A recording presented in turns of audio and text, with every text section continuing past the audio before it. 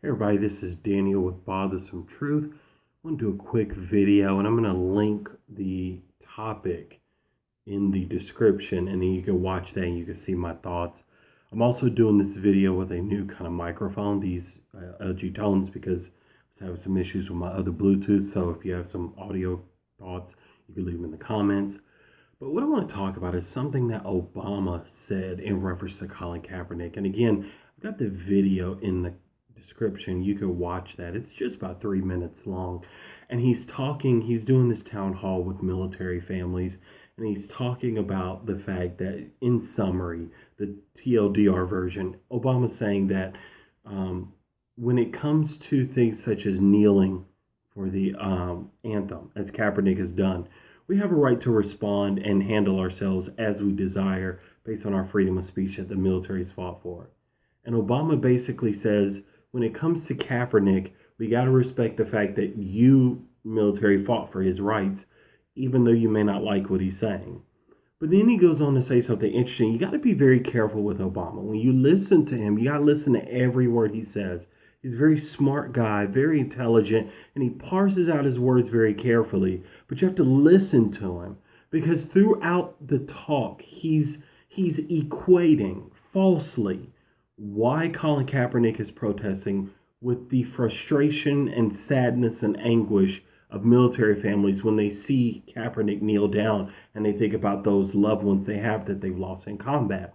And Obama's kind of putting them on equal playing field. And he's saying that he would love if Colin Kaepernick and those who agree with Kaepernick, like me, would listen to the anguish of those families about what they feel when they see him kneel. And then also Obama said he wants those who disagree with Kaepernick to listen to the pain that Kaepernick and others like myself have about black people being killed by police, innocent black people being killed by police, unarmed, and all of that. And so when I listened to Obama, I read the comments and I was like, I don't like this. But I said, wait, let me be fair to him. Let me listen to it. So I listened to what he said twice. And here are my thoughts. Number one, I think up until the 2.5 minute mark, I agree with what he's saying. I do think we've got to have intelligent dialogue that's nuanced and reasonable about different views we have and why. Once we get to 2.5 minutes, that's where my problem comes. And it's because Obama minimizes what we're suffering from in this country. And it's almost like he elevates what the military families are going through in such a way that he's unfair to both sides. And let me explain what I mean. I'm not minimizing what military families go through. I've never been in the military. I don't know what that's like. I'm not even going to pretend that I know what it's like. I'm going to be fair to that. And I'm not saying that what they suffer and what they deal with isn't important. What I'm saying is people in the military, those families, somebody in that family chose to be in the military. And if they've lost their life in service to our country, it is a sad event. And we should not only honor their sacrifice, we should also investigate whether the reason that they were fighting for us was a fair and valid reason. That's not something people like to hear, but if you really want to honor troops, make sure that they're not fighting for false reasons or reasons that are not justified when we say it's for freedom or democracy when it's really about oil and natural resources. I think that's a great way to honor our troops. I also think we should honor them when they get back, if they have PTSD, mental health issues, and make sure that we take care of them. But that's another conversation for another day. I believe we should respect veterans. However, they choose to go into the military.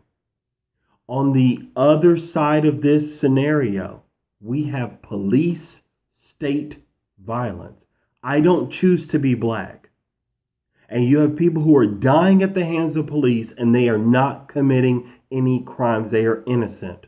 There are people who are bipolar like Anthony Hill and Reginald Thomas. People having mental health issues like Alfred Olango.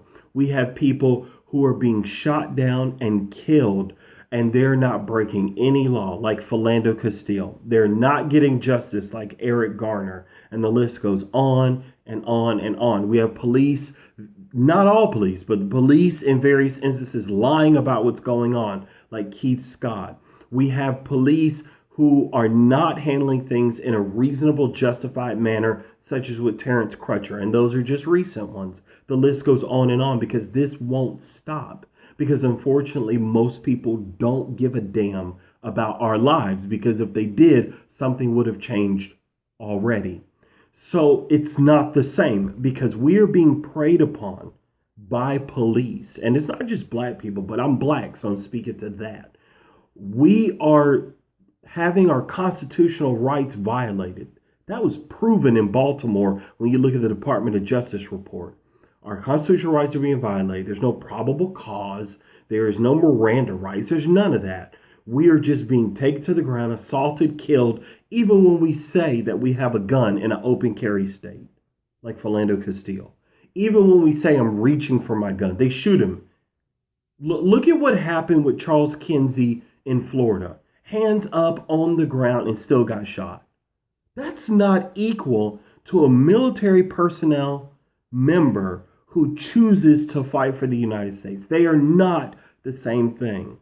And maybe that's why, maybe there's an equality there that is most unfortunate. Because a military person, if they die at the hands of a terrorist. We're dying at the hands of police.